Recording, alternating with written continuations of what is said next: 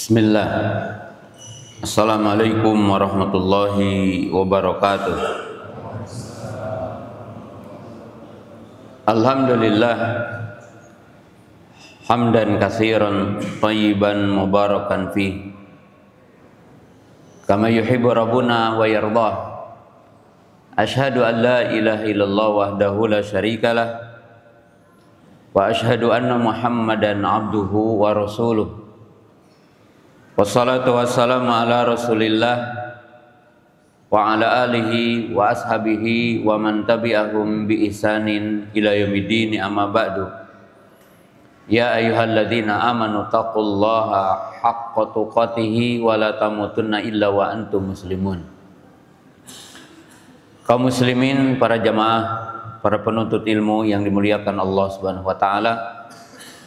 Pertama, marilah kita untuk senantiasa bersyukur kepada Allah Subhanahu wa taala yang senantiasa menganugerahkan kepada kita berbagai nikmat, terutama nikmat iman, nikmat Islam, nikmat kita berada di atas sunnah Rasulullah sallallahu alaihi wasallam, dan nikmat sehat, sehingga pada kesempatan pagi yang berbahagia ini kita dapat menunaikan sholat subuh berjamaah di masjid yang mulia ini.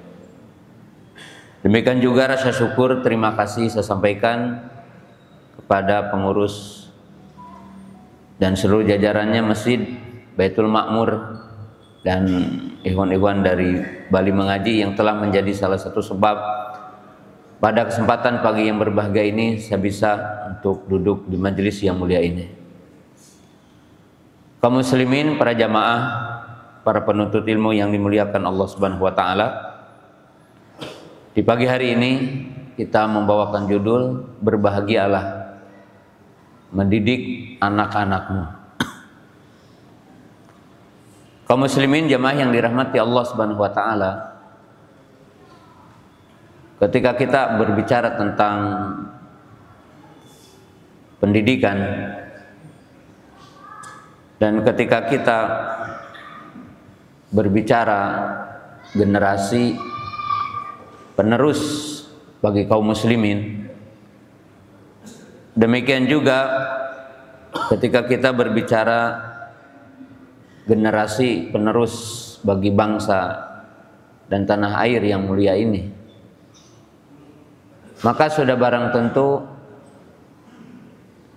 jawaban yang paling pokok adalah berkaitan dengan pendidikan. Pendidikan tentunya memiliki peranan penting bagaimana mencerdaskan satu bangsa, bagaimana menjadikan satu bangsa ini memiliki bangsa yang berdaulat, bangsa yang bermartabat, bangsa yang memiliki kekuatan. Maka jawabannya adalah pendidikan. Pendidikan memiliki peranan penting. Dan kalau kita juga ditanya dengan 3 pertanyaan, ketika para bapak, para jamaah bertanya dan mengatakan mencari guru terbaik buat anak kita, dan kita juga bertanya-tanya mencari sekolah terbaik buat anak-anak kita yang bisa menjaga fitrah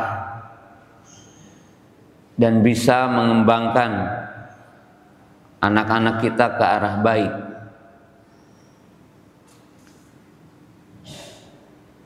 Maka jawabannya adalah tidak ada guru terbaik di dunia ini. Sebagaimana kalau kita juga berbicara untuk masa depan anak kita, kita bertanya sekolah terbaik, mencari sekolah terbaik.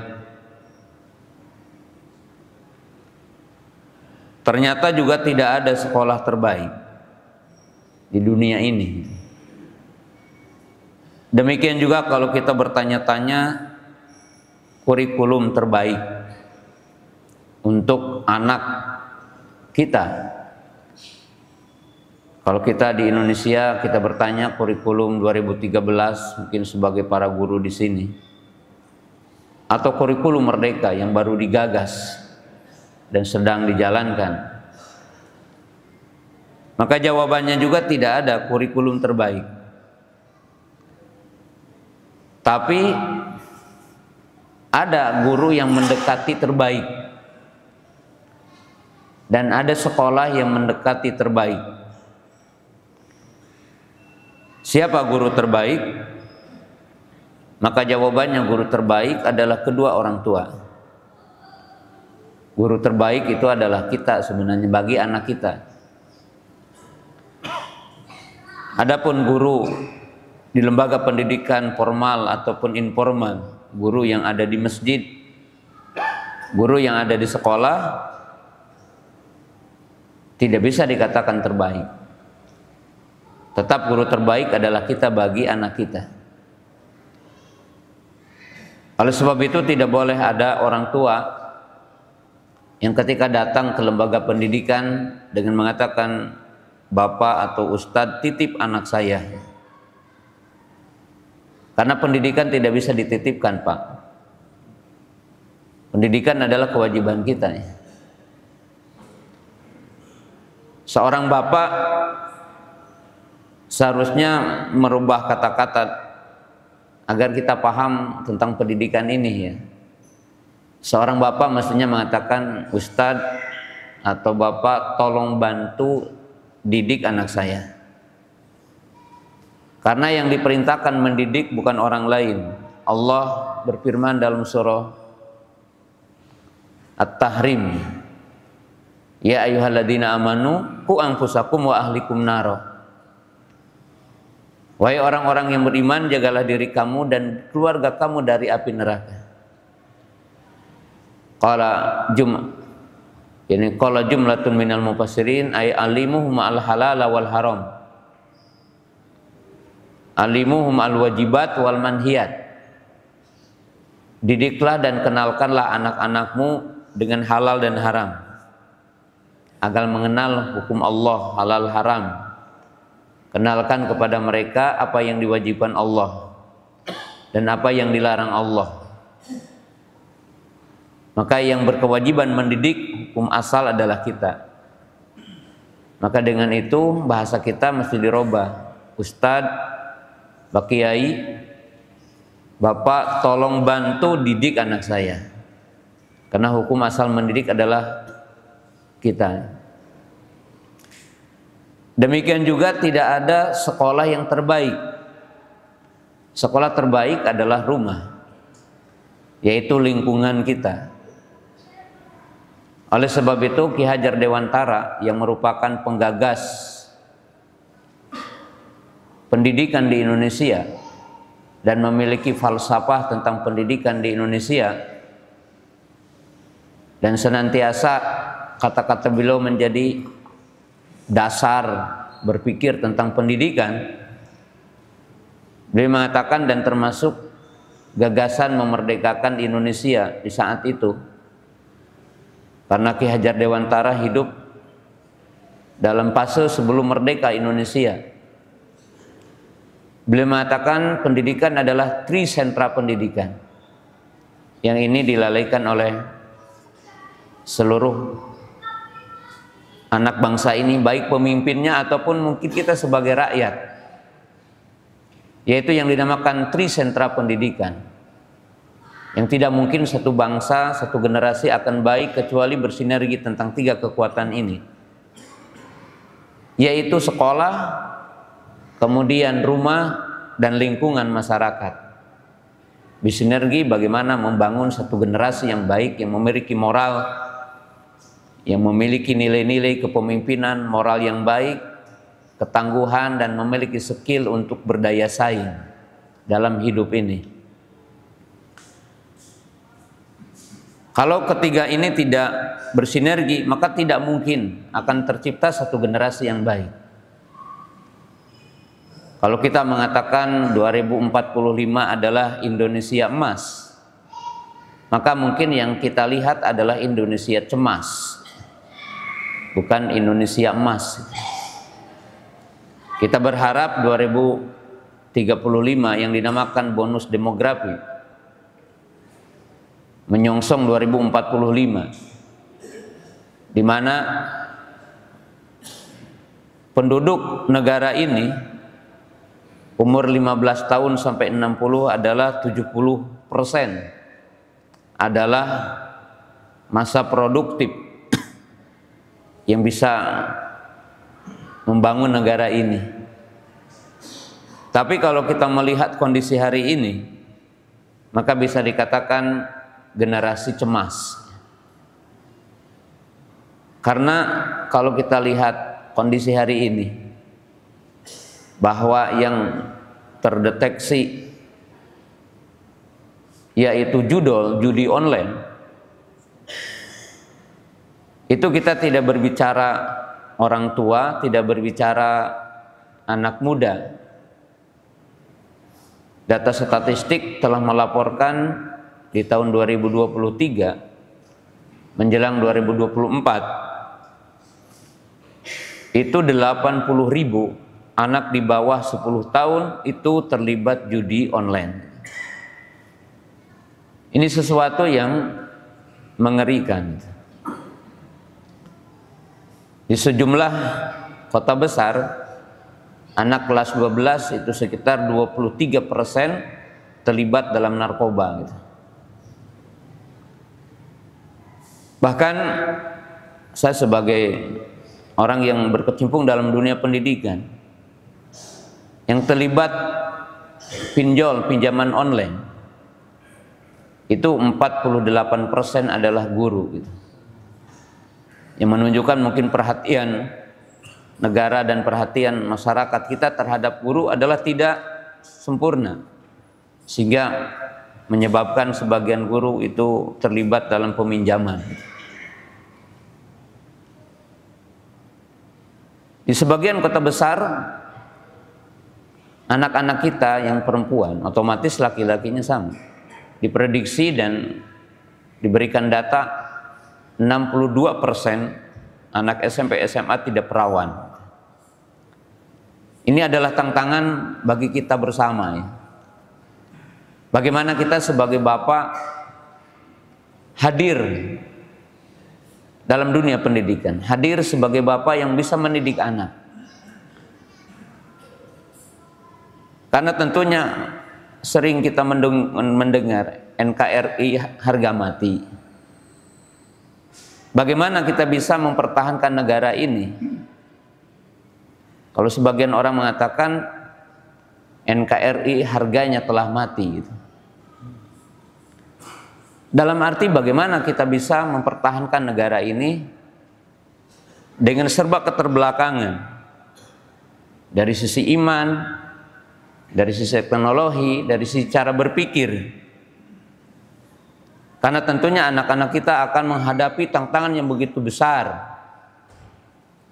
Walaupun gagasan pendidikan dikatakan kecerdasan abad ke-21 dikatakan 4C, kritis, kreatif, komunikatif, kolaboratif. Ini sebuah gagasan. Tapi gagasan ini mungkin tidak akan tercapai manakala kita sebagai orang tua tidak memiliki satu perhatian. Bagaimana kita mendidik anak ya? Bagaimana kita mencerdaskan anak? Kadang kita bukan keliru. Di pagi hari ini saya di waktu subuh tadi ya, lewat diberitakan ada anak 13 tahun itu gantung diri. Alasannya apa? Karena dipaksa sama orang tuanya disuruh pesantren. Mungkin ini bisa jadi framing tentang pesantren jadi buruk. Tapi sebenarnya bukan berkaitan dengan pesantrennya. Tapi berkaitan kita sebagai orang tua yang kadang kita ingin instan semuanya mendidik anak gitu. Anak selama 13 tahun tidak dididik, tiba-tiba ingin dipesantrenkan. Awalnya tidak dididik. Karena hidup ini pembiasaan, hidup itu bimbingan ya. Bukan semata-mata kita ingin anak baik kemudian kita lempar begitu saja. sehingga anak tidak tahu dan tidak tahu fungsinya, kenapa saya harus ke sana. Ini poin yang sangat penting untuk kita sedikit paham kepada tugas kita, Pak. Sebagian para bapak, sebagian orang tua, dan ini mungkin sebagian besarnya, menganggap pendidikan itu hak istri. Saya cari nafkah dan istri yang mendidik anak. Umumnya begitu ya, Pak. Sebagian di antara kita kalau anak udah di pesantren menganggap udah selesai mendidik anak. Sehingga satu jurnal, dan ini jurnal internasional di dunia, bapak-bapak bisa searching di Google, ya, atau mungkin para ahli bisa searching dengan jurnal yang benar, yaitu dinamakan Fatherless. Apa itu Fatherless?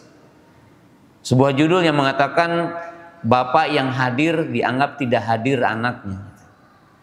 Jadi keberadaan bapak tidak dianggap sebagai sosok yang menyenangkan di rumahnya. Anak tidak berasa nyaman. Dan data mengatakan ada 3 negara di dunia yang masuk kepada areal ini. Siapa? Nomor 1 Amerika, nomor 2 Australia, tapi menjadikan Indonesia nomor 3. Jadi kita yang 80% lebih muslim, berarti umumnya kita adalah tidak peduli dengan mendidik anak. Sejumlah di antara kita yang mungkin punya harta, punya kedudukan, apa yang dilakukan Sabtu Ahad? Yang libur di Sabtu Ahad paling touring, dan tidak menganggap bahwa anak itu perlu dibawa untuk main. Ada yang senangnya mancing, ada yang senangnya touring, nggak pernah bawa anak kanan kiri berjalan, kemudian diedukasi. Ketika berjalan, edukasi ketika kita mungkin ke mall, diedukasi ketika kita. Dan anak diedukasi dengan dunia nyata. Yang bapak-bapak dan kita harapkan anak itu ya pokoknya nilainya baik. Kalau yang di pesantren yang terbayang anaknya sekian hafalannya. Dan sisi lain tidak dipikirkan. Di sisi lain kita juga memahami bahwa sistem pendidikan di Indonesia umumnya belum ada pada jalurnya. Kata para ahli, pendidikan di Indonesia itu belum humanistik dan belum holistik dan tidak berbasis fitrah. Artinya pendidikannya tidak holistik, tidak menyeluruh, tidak menyentuh intelektual, tidak menyentuh afektif, moral, dan tidak menciptakan keahlian. Kita tahu, Pak, selama beberapa dekade, puluhan tahun Indonesia ada yang dinamakan UN, ujian nasional. Dan anak kita dianggap pinter atau tidak pinter itu hanya diberi soal dan menjawab ABCD gitu. Sementara fakta hidup tidak dipahami. Tentang tantangan hidup tidak pernah diajarkan, dan anak-anak kita, generasi kita tidak paham apa yang dinamakan problem solving. Mereka hanya diajari bagaimana menjawab soal di kertas. Sedangkan apa yang di lapangan itu beda dengan apa yang ada di kertas itu. Sehingga pantas walaupun menjadi pemimpin-pemimpin di sini hari ini nggak mampu untuk menyelesaikan masalah di setiap daerahnya. Kenapa? Karena diajari cuma menjawab soal di kertas. Di sisi lain tidak punya moral, karena yang ada adalah hasrat dunia dan tidak punya hati. Bagaimana orang lain terdolimi, bagaimana terdolimi atau tidak dipikirkan. Yang penting berkompetisi untuk menang. Hari ini kan seperti itu. Dan kita memiliki tanggung jawab ya pendidikan. Dan lembaga-lembaga Islam memiliki tanggung jawab juga. Bagaimana memajukan bangsa ini. Nah, oleh sebab itu dalam kalimat yang singkat saya ingin mengingatkan kepada diri saya dan kepada kaum muslimin. Apa yang harus kita pandang tentang pendidikan anak? Yang pertama, kita harus meyakini mendidik anak itu ibadah. Tarbiyatul abna, tarbiyatul aulad, ibadah.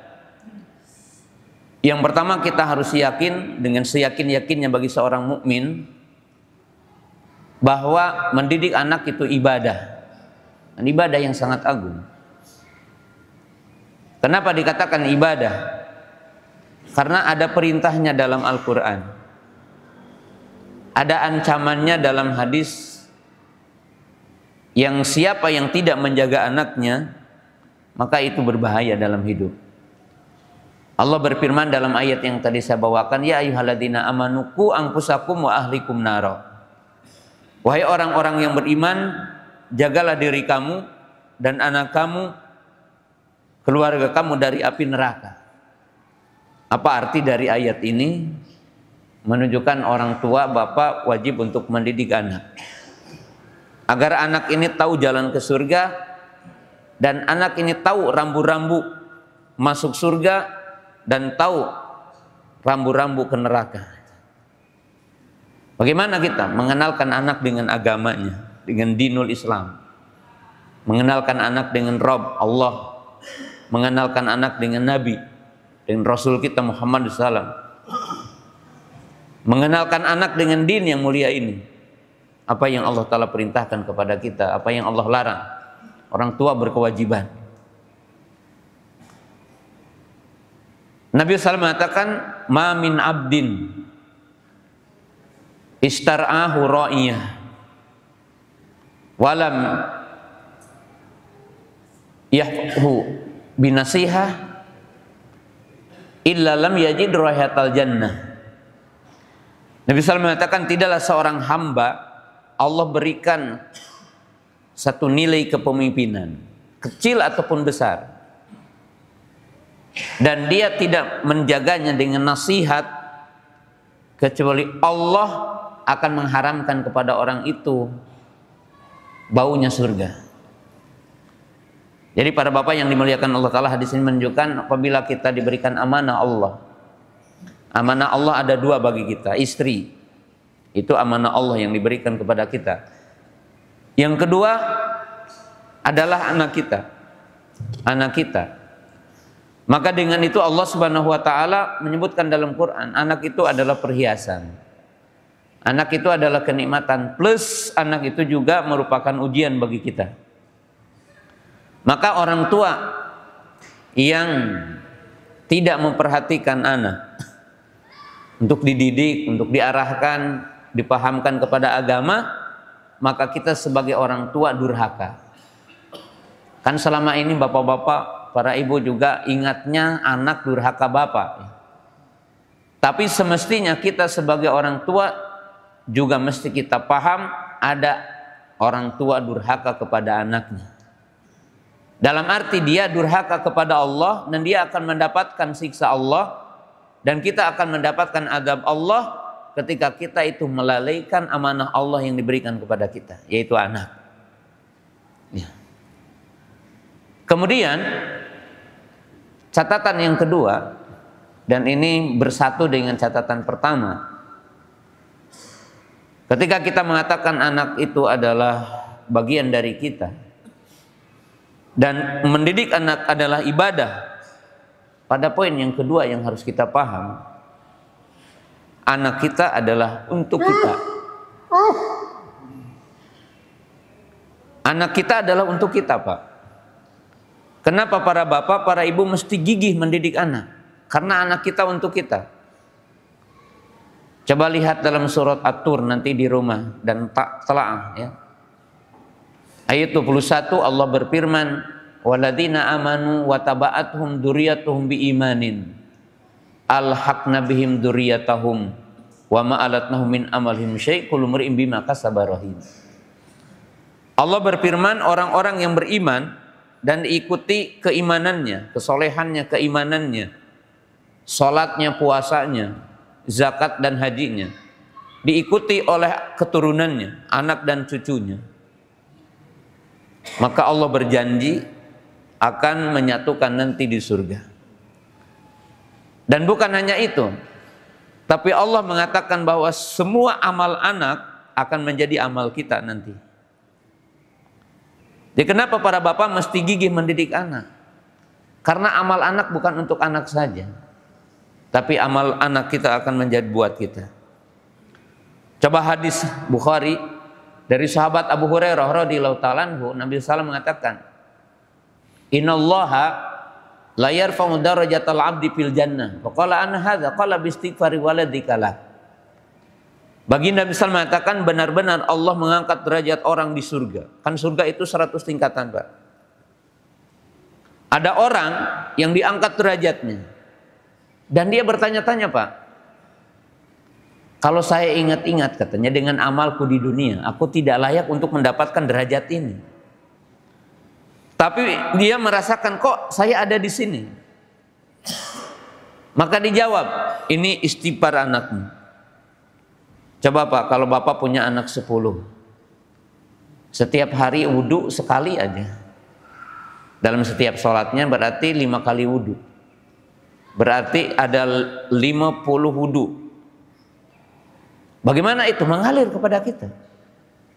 Anak kita sholat wajib aja. Jangan kita mengatakan buat dia qobliyah anak kita. Sholat wajib 5 kali sehari. Berarti 50 sholat mengalir kepada kita.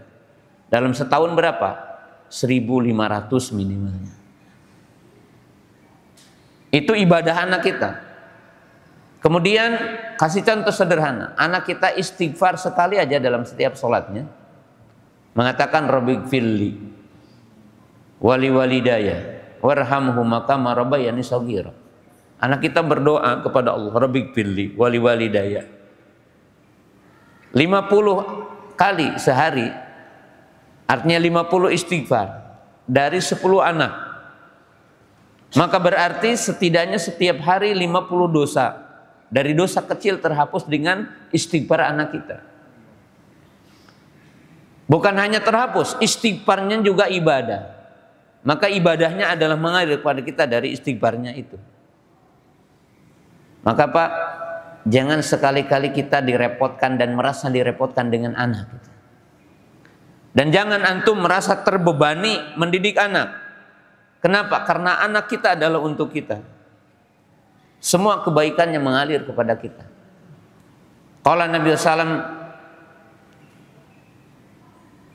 sab'u asya'in yajri alal abri, yani yajri sawabu alal abri wa huwa fi qabrihi. Ada 7 perkara yang bisa mengalir pahala kepada kita dan kita berada di alam kubur. Apa diantaranya? Nabi SAW mengatakan waladan solihan tarokahu. Kata Nabi SAW dari 7 perkara yang bisa mengalir menjadi jariah bagi seorang hamba. Dan seorang hamba udah ada di kuburannya apa? Anak yang soleh yang dia tinggalkan. Maksudnya apa? Ibadahnya, sholatnya, puasanya, sodakohnya, semuanya mengalir.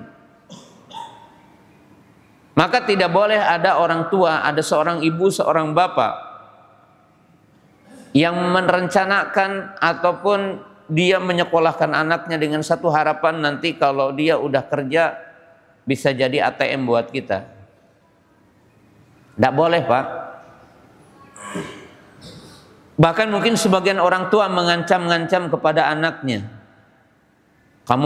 Aku kuliahkan, kamu jadi ini, jadi ini. Lalu menekan-nekan anak agar memberi kita. Pak, kalau dunia, anak kita ngasih rumah, anak kita ngasih mobil mewah, semuanya akan ditinggalkan oleh kita. Dan belum tentu juga bermanfaat buat kita. Tapi kesolehan anak kita, kebaikan anak kita, iman anak kita, itu dipastikan mengalir kepada kita bagi orang yang mendidik anaknya dengan ikhlas. Jadi ini nilai yang sangat agung bagi kita bersama, Pak. Bagaimana kita yakin mendidik anak itu adalah satu amalan yang berharga buat kita. Kemudian yang ketiga, hanya langkah yang ketiga, bagian yang ketiga, bagaimana mendidik anak. Qala ulama kun solihan li abnaik. Jadilah kamu orang yang soleh demi anakmu.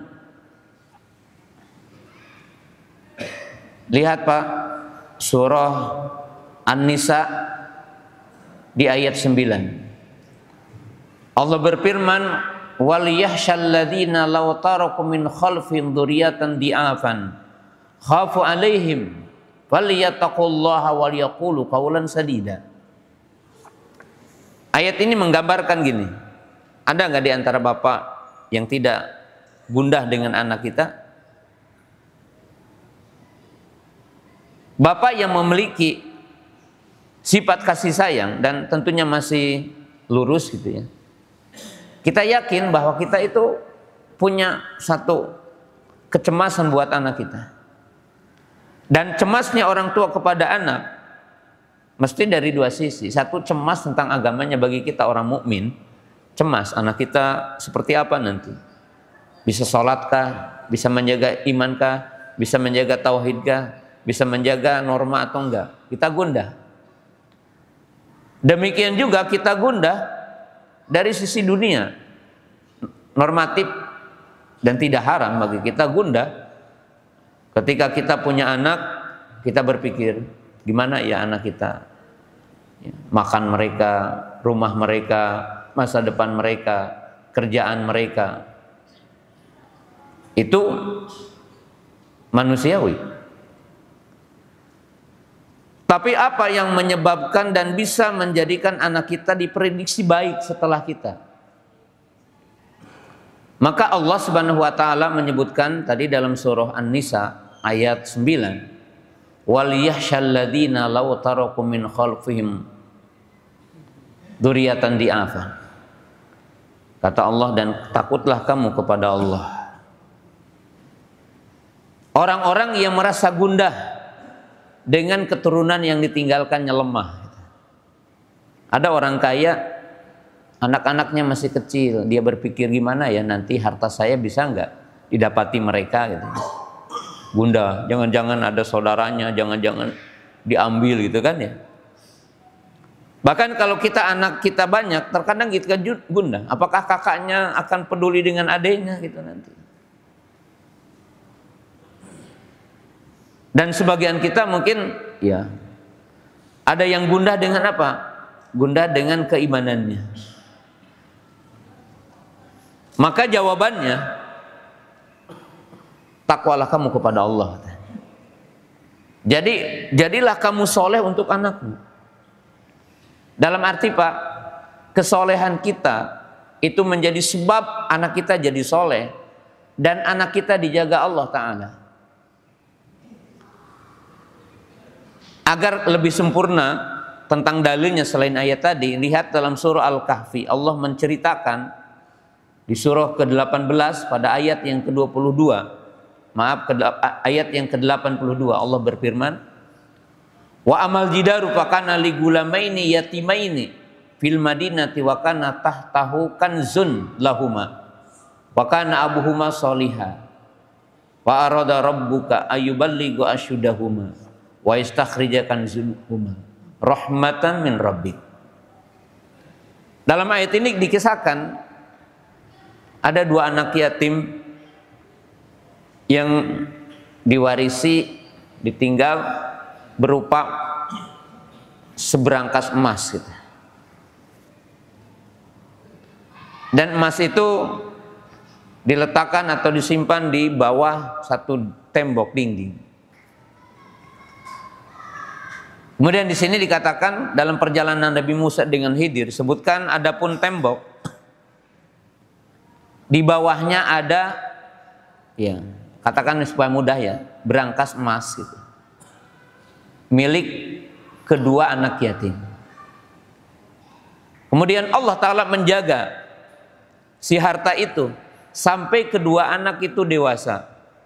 Dia bisa menggunakan hartanya dan dia bisa fakih bagaimana mengelola hartanya. Lalu pesannya apa? Wa kana abuhuma sholihan. Dan bapak kedua anak itu soleh. Jadi artinya Pak, para ulama mengatakan gini, Pak, kalau bapak itu lemah ketika mau ibadah, mau sholat malam malas, mau sholat qobliyah malas, maka berikan dorongan, saya sholat untuk anakku. Bukan berarti tidak ikhlas. Al-Imam Hasan Basri dan para ulama terdahulu mengatakan, kalau aku melemah ketika akan ibadah kepada Allah, maka ingat dengan anak, katanya. Sholat malam karena saya ingin soleh anak saya, karena saya ingin terjaga keimanannya, kesehatan anak kita. Maka dikatakan kun solihan di abdaik, jadilah kamu orang yang soleh untuk anakmu. Subhanallah. Ya. Ini kaidah. Dan saya tidak banyaknya karena waktunya. Berikutnya para ulama mengatakan kun rafiqon wasahiban li abnaik. Ini catat Pak, poin penting. Jadilah kamu itu sebagai teman setia anakmu. Kita para bapak yang dimuliakan Allah Ta'ala, sering kita membuat tembok dengan anak kita. Bahkan mungkin, mohon maaf, sebagian orang tua menjadikan tempat duduknya tidak boleh disentuh oleh anaknya. Sebagian diantaranya sampai gelasnya juga dipisahkan, gelas orang tuanya dengan gelas yang lainnya. Kemudian dibikin satu yang anak itu pokoknya bapaknya ini sebuah monster gitu, yang di rumah itu yang kira-kira sosok yang dibikin untuk anak itu takut itu. Itu keliru Pak. Yang benar, bikinlah anak kita nyaman dan jadilah kita teman setia. Imam bin Katsir ketika menafsirkan surah Ali Imran ayat 164, laqad manallahu 'alal mu'minina id ba'atsa fihi rasulan min anfusihim. Kenapa Rasul itu diutus dari bangsa yang sama, dari jenis yang sama, bukan dari malaikat dan bukan dari bangsa jin, tapi dari bangsa kita. Tidak ada Rasul kecuali manusia. Tidak ada Rasul kecuali manusia. Apa Rasul itu? Ya'kulu at-ta'ama wa yamshi fil aswaq wa yar'il ghanam. Para nabi apa? Makan minum seperti kita. Para nabi kadang mereka juga ke pasar. Para nabi, tidak ada nabi kecuali pengembala kambing. Jadi sebagai satu perjalanan untuk menjadi kuat jadi pemimpin. Sama. Kenapa Allah mengutus nabi dari jenis yang sama, yaitu manusia?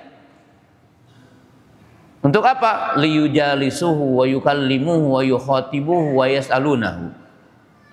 Supaya apa? Supaya ada interaksi.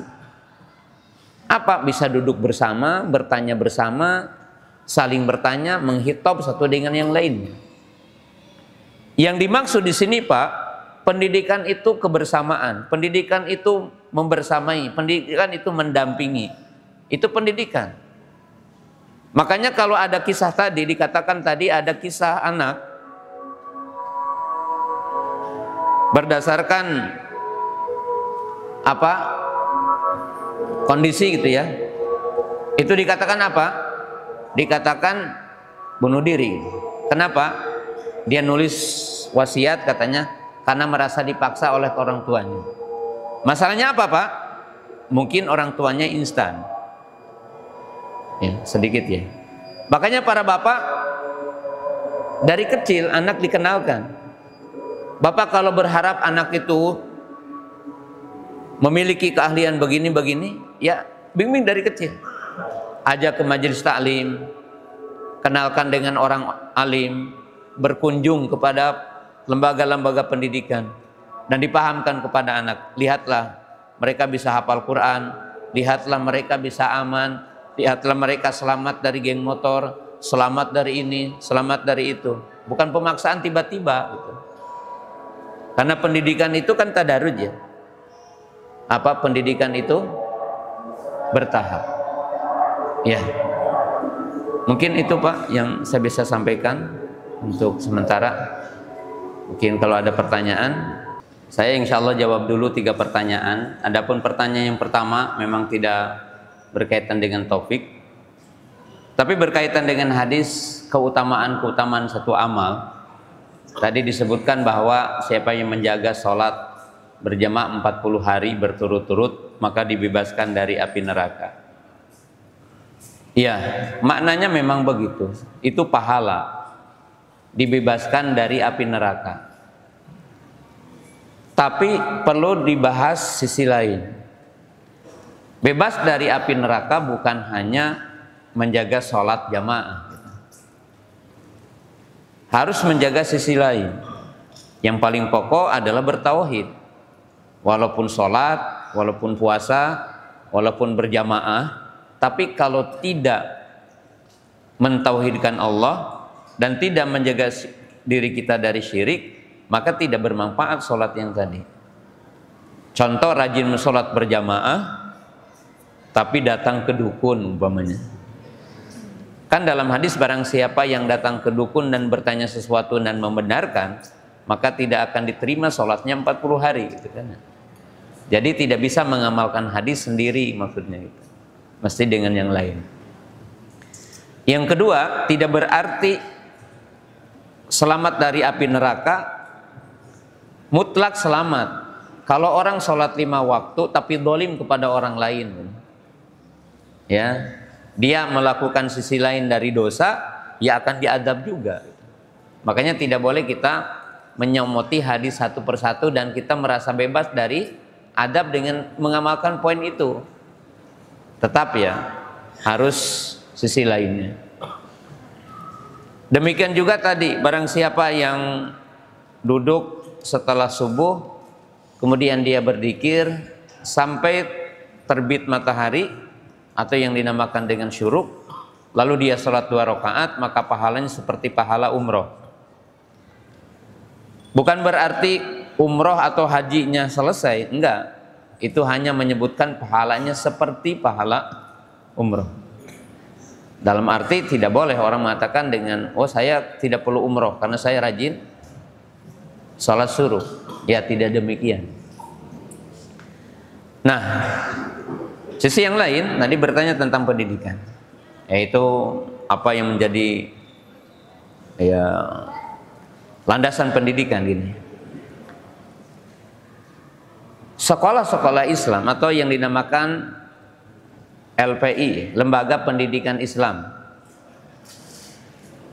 punya masalah dan harus ada solusi.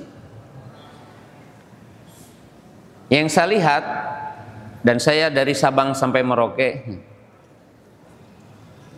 melihat lembaga pendidikan Islam itu punya problem memang, yang harus dipikirkan bersama.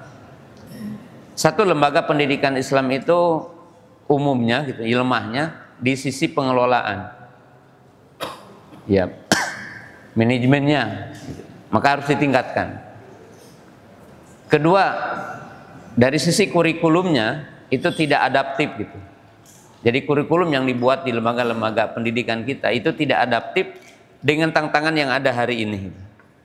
Maka seyogianya pemangku-pemangku kebijakan pendidikan Islam itu berpikir ke depan. Dalam bahasa saya sering menyampaikan di seminar, pendidikan Islam berbasis masa depan. Artinya kurikulumnya ini diprediksi bermanfaat di masa yang depan. Karena mungkin juga banyak pelajaran di sekolah-sekolah kita itu terlalu banyak materinya gitu ya. Overload gitu ya. Padahal kemampuan orang itu untuk menghafal itu kan terbatas. Kebanyakan materinya dan tidak relevan dengan tantangan itu. Itu yang perlu dihindari. Kemudian umumnya lembaga pendidikan Islam itu materinya adalah sosial dan tidak berkaitan dengan teknologi dan eksak gitu ya. Karena hari ini kan yang mengendalikan dunia adalah berkaitan dengan teknologi. Kemudian ya kita kan banyak sisi ya, sisi leadership ya, itu perlu ditingkatkan. Yang penting bahwa pendidikannya holistik, sistemnya gitu, holistik. Ya, itu perlu kita tingkatkan. Kalau saya sering sampaikan ke teman-teman saya di berbagai lembaga pendidikan, banyak lembaga pendidikan kita itu hanya memindahkan taklim klasikal ke kelas gitu. Jadi pendidikannya tidak mengeksplor itu tidak mengembangkan bakat-bakat. Makanya saya tadi belum disampaikan, Bapak kita harus bisa mengecek minat bakat anak. Karena di tahun 2019 itu dibahas 1.500 diangkat PNS.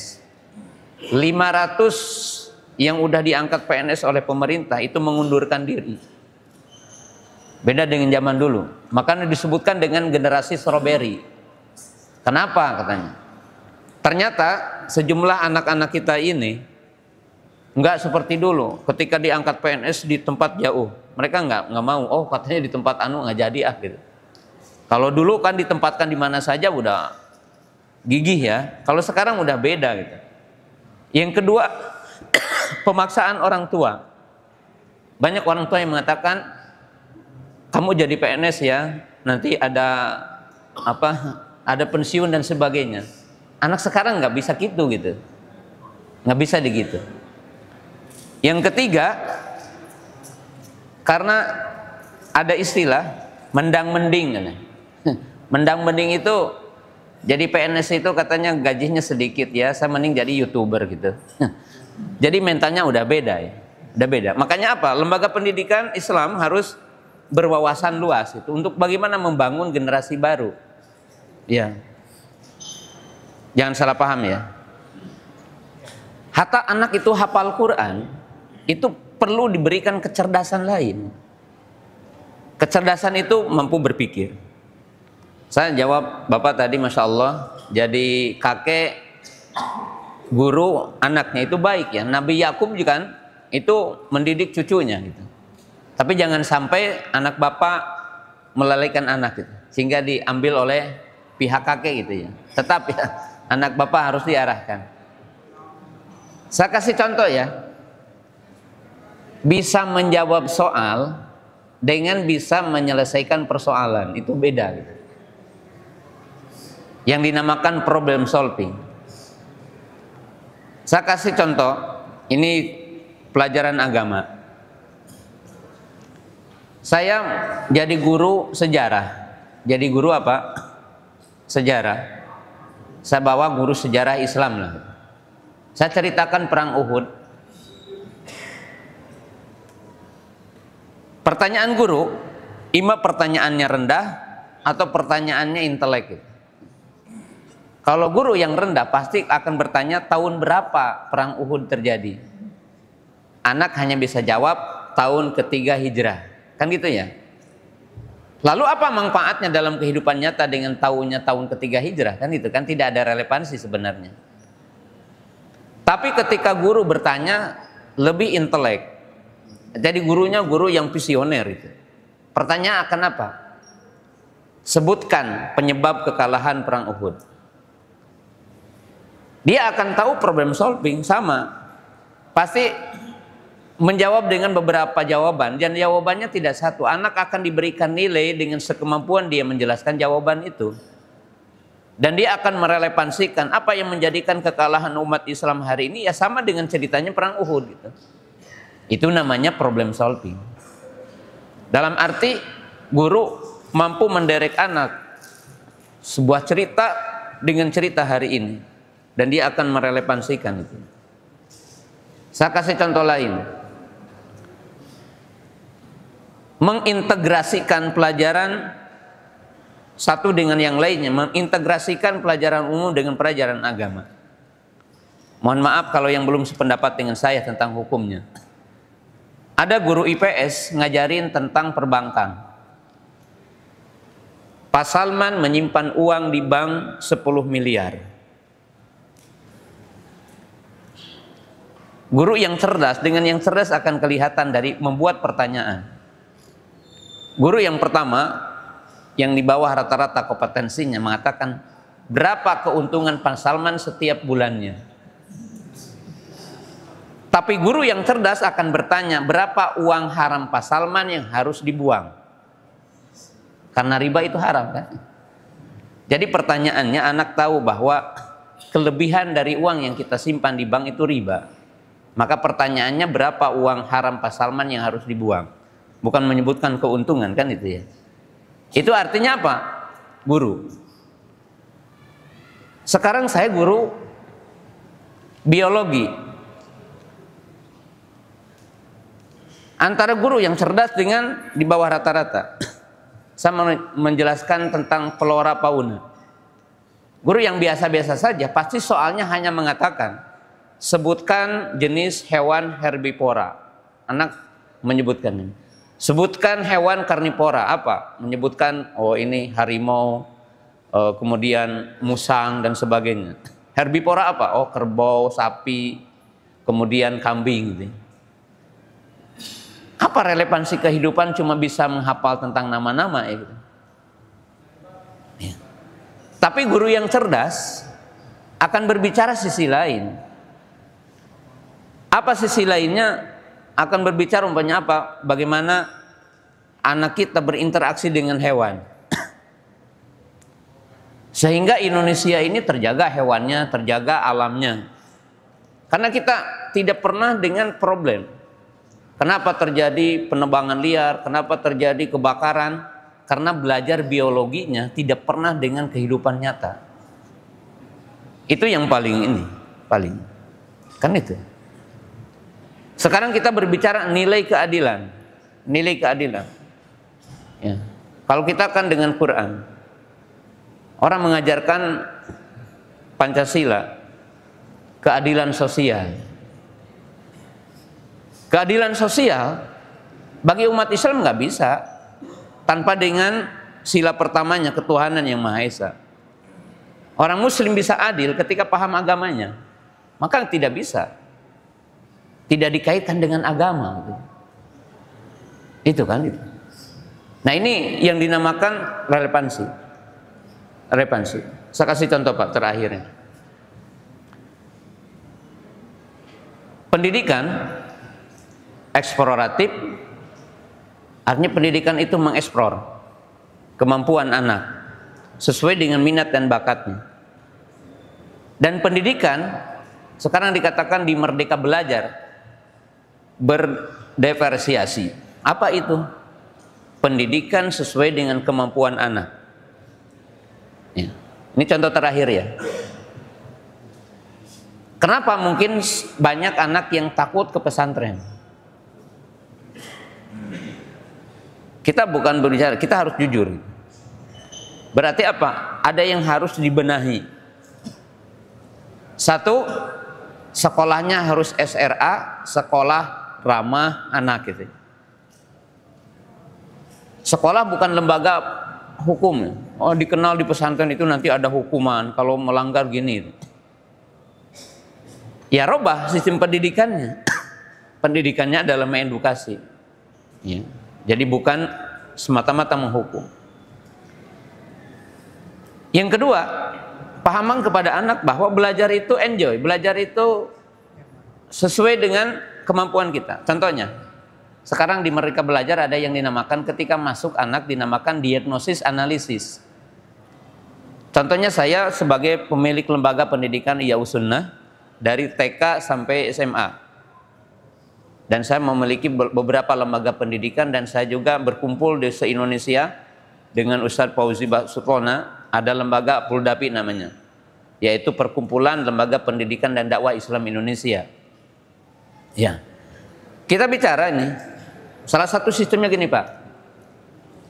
Di dunia pendidikan ada diagnosis analisis. Jadi ketika santri masuk, itu didiagnosis kemampuannya. Saya contohnya Ihyaus Sunnah bikin SKR, standar kompetensi lulusan, 5 juz SD, 5 juz SMP, 5 juz SMA. Itu kan tulisan SKL. Tapi manusia tidak bisa diukur semuanya dengan SKL ini. Dan tidak bisa dipaksakan semua orang dengan SKL ini. Maka dilakukanlah diagnosis analisis. Gimana contohnya? Kita diagnosis anak ini. Ada yang anak seharinya cuma 1 baris. Ada yang anak mampunya 2 baris. Ada anak yang mampu 1 muka setiap hari. Bahkan ada anak yang 1 halaman. Kami punya lembaga pendidikan tahfidz di Icakan, luasnya 14 hektar dan sekarang masih gratis. Kalau ada yang mau, mungkin nanti di bulan di akhir tahun ini biasanya ada penerimaan santri. Boleh, ada perwakilan dari Bali, gratis ya. Ya. Ada yang cuma 6 bulan hafal Quran, 6 bulan hafal Quran. Betul, 6 bulan hafal Quran, setengah tahun hafal Quran. Tapi kan tidak setiap anak. Artinya gini, pendidikan itu biar enjoy. Anak yang seharinya 3 baris, ya diladenin. Anak yang seharinya cuma 1 baris, diladenin. Dia diderek dengan kemampuannya. Dan guru tidak boleh mengatakan begini, kamu cuma 3 baris, lihat tuh teman kamu 1 halaman. Itu guru yang tidak cerdas. Dan bapak yang tidak cerdas, Pak nggak boleh begini, lihat teman kamu hafalannya sekian, kamu cuma sekian. Itu bukan orang tua yang benar.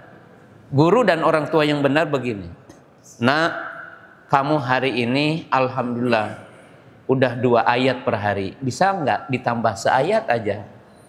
Ibu kasih hadiah nanti, bapak kasih hadiah. Itu bapak yang benar. Kenapa? Karena belum tentu berkaitan dengan sukses. Orang punya ijazah cum laude belum tentu sukses di lapangan. Karena terkadang tidak ada relevansinya antara nilai di ijazah dengan kemampuan di lapangan.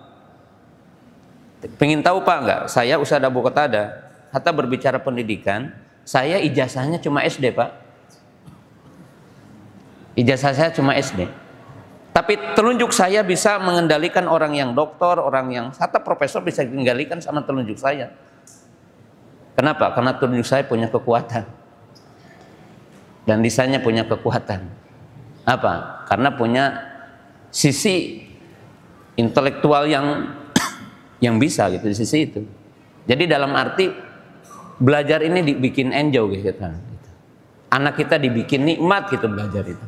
Nah, pesantren-pesantren lembaga pendidikan Islam diwajibkan untuk mengintrospeksi gitu. Artinya mengembangkan kita itu. Dan kita tidak boleh enjoy dengan kekurangan gitu. Harus mau untuk berkembang. Ya. Dan saya sering ke berbagai daerah memberikan pemahaman sekolah-sekolah kita harus maju gitu ya. Sekolah kita harus maju. Dalam arti anak kita harus terakhir saya punya anak 9 ya. Umur saya baru 52 tahun. Saya punya anak 9. 7 anak perempuan dan 2 anak laki-laki. 4 anak saya lagi kuliah semuanya, yang perempuan. Tapi berbeda-beda kuliahnya.